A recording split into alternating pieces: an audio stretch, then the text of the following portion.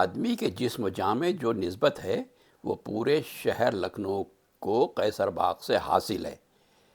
کاش لکھنؤ کا یہ باغ برباد نہ ہوا ہوتا تو لکھنؤ کی خوبصورتی کا عالم کچھ اور ہی ہوتا۔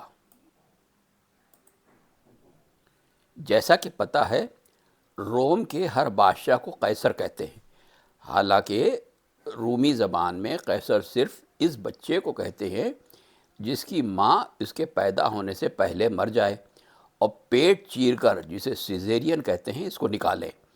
چونکہ شاہان روم کا پہلا بادشاہ اسی طرح پیدا ہوا تھا جس کا نام سیزر پڑا، اس لیے اس کو قیصر کہا گیا، اور اس کے بچ جانے اور طویل عمر ہونے سے اور سلطنت کے تعجب خیز کمال کو دیکھ کر اس دن سے ہر بادشاہ کو قیصر کہا جانے لگا۔ رفتہ رفتہ لفظ نے غیر ملکی ارتقاء حاصل کی اور لقب ہندوستان تک پہنچ کر گلی گلی پہنچا، اور آخری تاجدار اودھ ابو المنصور ناصر الدین سکندر جاہ بادشاہ عادل قیصر زماں سلطان عالم محمد واجد علی شاہ بادشاہ غازی نے اپنی آخری یادگار کا نام قیصر باغ رکھا۔ آدمی کے جسم و جاں میں جو نسبت ہے وہ پورے شہر کو قیصر باغ سے حاصل ہے۔ یوں تو نوابی کی عمارتیں الگ الگ درجہ رکھتی تھیں اور دارالسلطنت کہے جانے کے لائق ایک یہی باغ یا بلڈنگ نہ تھی۔ قیصر باغ نے مکمل ہو کر راجدھانی کی شان قائم کر دی۔ اس رشک بہشت عمارت کو یا باغ کو 1848 میں شاہ نے بنوانا شروع کیا اور صرف 2 سال یعنی 1850 میں بن کر تیار ہوا۔ سنگ بنیاد سے آرائش کے سامان تک تقریباً کروڑ روپیہ صرف ہوئے، اور پھاٹکوں پر حبشی یعنی سیرین سواروں کا پہرا تھا۔ یہ قوم بڑی وفادار اور نمک حلال مانی گئی تھی۔ کبھی بھی کسی حبشی نے مالک کے ساتھ غداری نہیں کی۔ سلطان عالم جس دروازے سے برآمد ہوتے تھے اور جہاں دھونی رما کے بیٹھتے تھے، اس گیٹ کی تیاری مر 1 لاکھ روپے صرف ہوئے تھے، اسی لیے اسے لکھی پاٹک کہا جاتا ہے۔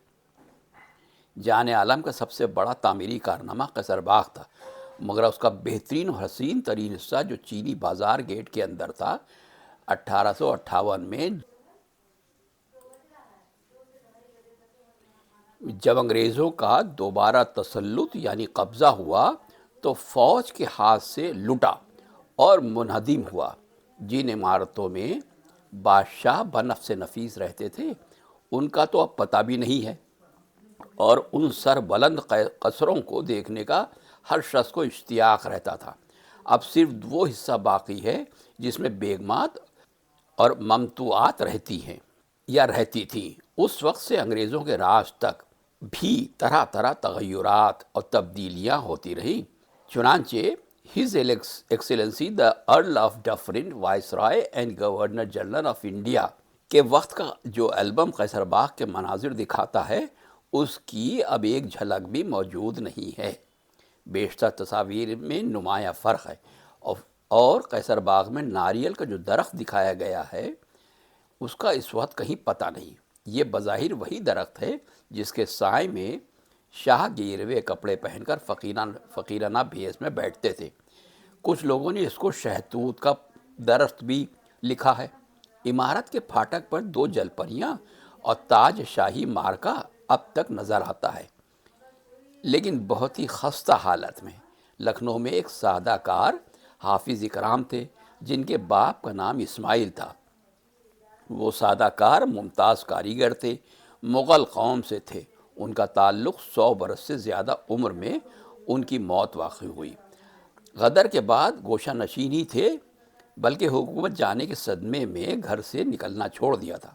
حالانکہ اس وقت کے لوگ کھانے پینے میں اتنے مالدار ہوتے تھے، اور آج کل کی ایسی قدم قدم پر زحمتیں، بیماریاں اور مصائب نہ تھے، گھر سے بہت کم ہی نکلتے تھے یا اس کی ضرورت ہی نہ پڑتی تھی۔ پھر بھی زندہ جان ہوتے ہوئے 2 دفعہ گھر سے باہر نکلے۔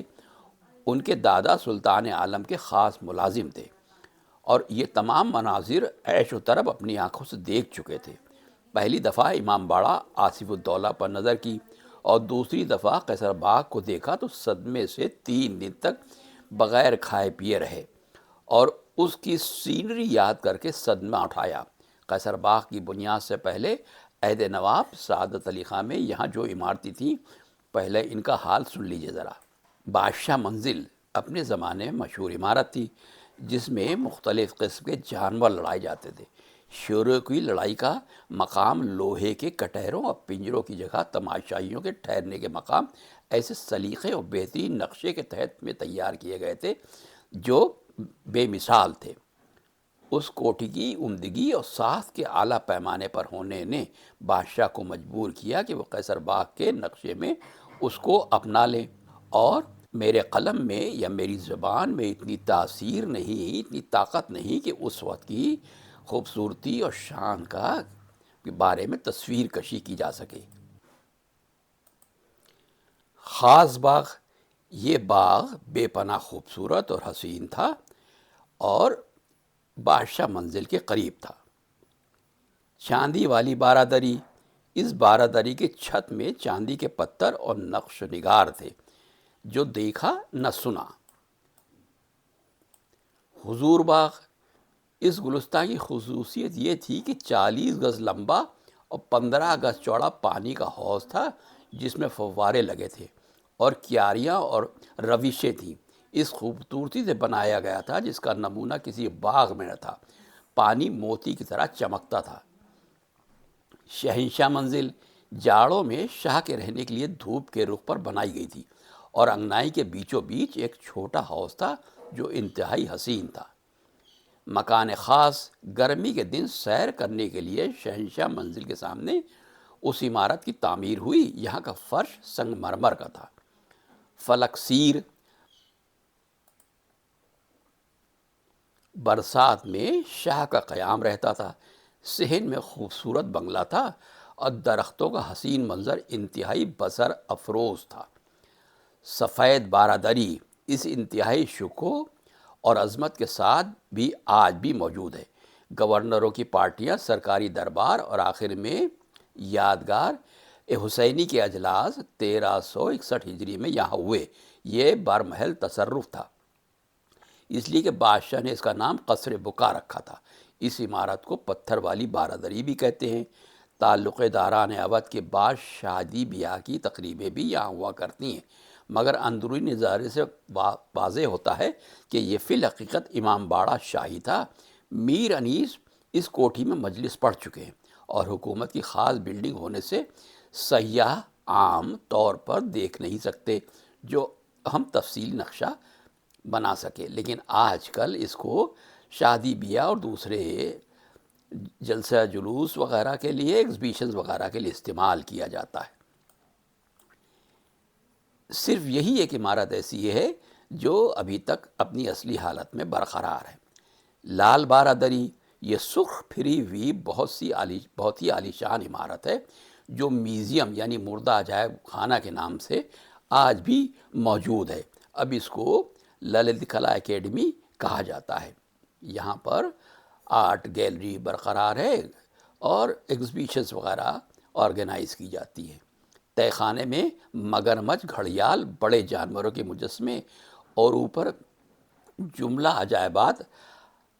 عجائبات عالم، چرند و پرند، مصنوعات اور تصاویر، آثار قدیمہ کے برتن، نقارے، چھریاں وغیرہ وغیرہ سب رکھی رہتی تھیں۔ اب یہ میوزیم لکھنؤ زولوجیکل گارڈن یا prince of Wales zoological garden یا واجد علی شاہ پرانی ادیان کے اندر موجود ہے۔ پھاٹک کے زینے ختم ہونے پر دفتر ہے جس میں آثار قدیمہ کی لائبریری ہوا کرتی تھی۔ 3 برس پہلے شیعہ علماء کی تصاویر بھی تھی جو اب تغیر و تبدل میں جگہیں تبدیل ہونے سے مشکل سے نظر آتی ہیں۔ ایک قول یہ ہے کہ یہ عمارت عہد سعادت علی خان کی تعمیر ہے اور قصر سلطان اس کا نام تھا، اور صحیح یہ ہے کہ یہ بارادری غازی الدین حیدر کی تیار کردہ ہے، اور تاج اور تخت اور سلطنت اسی میں تھا۔ سنگی بارادری، اس عمارت کو بادشاہ نے کربلائے معلیٰ سے آنے والے زائرین کے ٹھہرنے کے لیے بنوایا تھا، اور ان کی تجویز سے عام مہمان خانے میں نہیں روکے جاتے تھے، بلکہ ان کے لیے خاص عمارت تھی۔ ایک شاہ پسند درخت قیصر باغ میں وہ درخت یادگار ہے جس کے نیچے سنگ مرمر کا فرش تھا اور اس کے تلے شاہ جوگی کپڑے پہن کر میلے میں بیٹھتے تھے۔ نہ ایسا درخت کسی نے دیکھا، نہ وہ منظر دیکھنے والوں کو مدتوں بھولا۔ اس درخت کا photo lord different governor general کی البم میں تھا۔ جوگیوں کا میلہ 13 ذی القعدہ 1229 سے شروع ہوا تھا۔ خزانہ اودھ تلاش کرنے والی جماعت نے قدیم کاغذات سے یہ دریافت کیا ہے کہ اودھ کا خزانہ یا دفینہ حرفہ ریوڑی کے درخت کے قریب ہے۔ مجھے نہیں معلوم کہ یہ چانڈو خانے کی گپ ہے یا کچھ اصلیت ہے۔ میرا کام واقعات کو یکجا کرنا ہے۔ ناظر اور بالغ نگاہ میں بھی جانچ پڑتال کی قوت ہے۔ گزشتہ لکھنؤ میں ہے کہ اعلیٰ حضرت جہاں فقیر بن کر بیٹھتے تھے وہاں جو پھاٹک تھا اس کو لکھی پھاٹک کہتے تھے اور اسی کے پاس چوک تھا۔ شاہی پیڑ کے آگے چوک خاص شروع ہوتا تھا۔ یہاں شاہی حرمیں رہتی تھیں۔ اگست کے مہینے میں عام پبلک کو بغیر پاس کے قیصر باغ دیکھنے کی اجازت تھی۔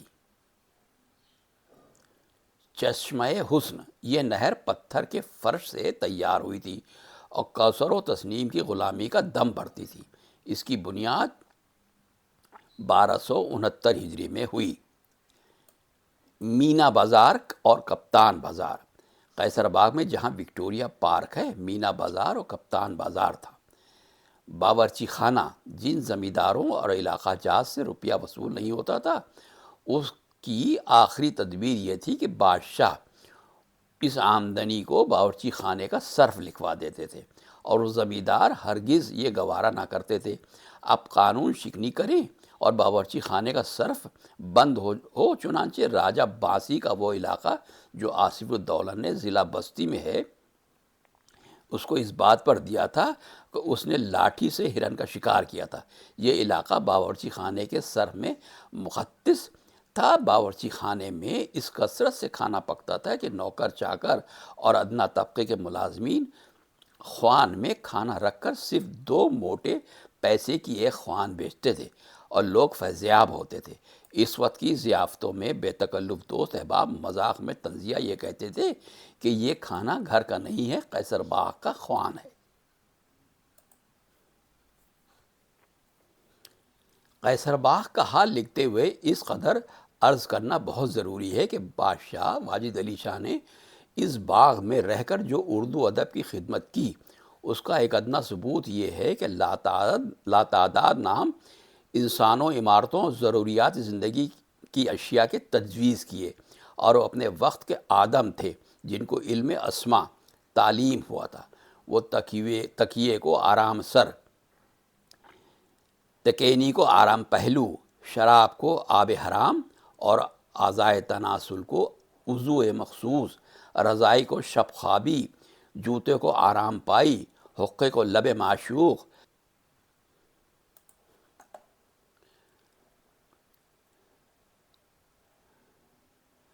تمباکو خوردنی کو خوش طلب کہتے تھے اور جس کا جو نام رکھ دیا ممکن نہ تھا کہ کبھی بھول جائیں اس کو اسی نام سے پکارتے تھے۔ قیصر باغ نہ تھا، ایک بہشت کا نمونہ تھا جو بہت تھوڑے دن آراستہ رہا اور اس وقت عہدہ وزارت پر اعتماد الدولہ دانش الملک سید حامد علی خان بہادر جنگ کے ہاتھ میں تھا۔ انقلاب سلطنت میں خزاں آئی اور قیامت خیز منظر پر روشنی ڈالنا بڑا مشکل کام ہے۔ پھر بھی محمد رضا عاشق کا ایک نمونہ پیش ہے۔ کہتے ہیں کہوں کیا جو اس دم تھا ماتم بپا، کہوں کیا جو اس دم تھا ماتم بپا، بلا شک وہ دن تو محرم کا تھا۔ کوئی کہتا ہے کہ کدھر جائیں گے، کہاں عیش و عشرت یہ اب پائیں گے۔ کوئی کہتی گویا ہوا کیا ستم، بوا مجھ کو سونے نہ دے گا یہ غم۔ کوئی کہتی بہنا ادھر آؤ تو، کدھر ہے کنہیا خبر لاؤ تو۔ کوئی لے کے ہاتھوں پہ سنبل سے بال، یہ کہتی تھی رو رو کے اے ذوالجلال، میرا شاہ ہووے جو غم سے رہا، میں چومک چڑھاؤں گی مسجد میں جا۔ کسی نے کہا میں کروں رت جگا، موئے اوٹرم کو جو ہووے برا۔ کوئی کہتی چھاتی کو یہ کوٹ کر کہ جھاڑو پھرے اوٹرم کے بھی گھر۔ یہ کہتی تھی کوئی شاہ نجف، بچھے گھر میں اوٹرم کے ماتم کی صف۔ کوئی انگلی لب پر دھرے تھی کھڑی، کوئی غش سے بستر کے اوپر پڑی۔ بادشاہ جب کلکتے چلے گئے، برجس قدر کی تاج پوشی ہوئی، اور اس کے بعد غدر ہوئی، غدر برپا ہوئی۔ قیصر باغ سے نکلتے وقت شاہ کی زبان پر یہ تھا، شہر پر کیا اداسی چھائی ہے، شہر پر کیا اداسی چھائی ہے، بخدا رنج میں خدائی ہے، یا حسین آئیے دہائی ہے۔ 11 مارچ 1858 اس کو انگریزوں نے قیصر باغ کا محاصرہ کر لیا اور اس پہ قبضہ کرنے میں کامیاب ہوئے، اور اس کے بعد پورے ملک پہ انگریزوں کا تسلط قائم ہو گیا۔ اگر آپ لکھنؤ، اس کی تاریخ اور اس کے ماضی میں ہونے والے دلچسپ واقعات کے بارے میں جاننا چاہتے ہیں، اور ساتھ ہی لکھنؤ کی دن بدن بدلتی ہوئی شکل اور حالات کے بارے میں بھی متعارف ہونا چاہتے ہیں، تو برائے مہربانی چینل کو سبسکرائب کرنے کی زحمت گوارا کریں، اور ساتھ لگے بیل آئیکن کو بھی کلک کریں تاکہ نیا ویڈیو اپلوڈ ہوتے ہی اس کی انفارمیشن آپ کے پاس پہنچ جائے۔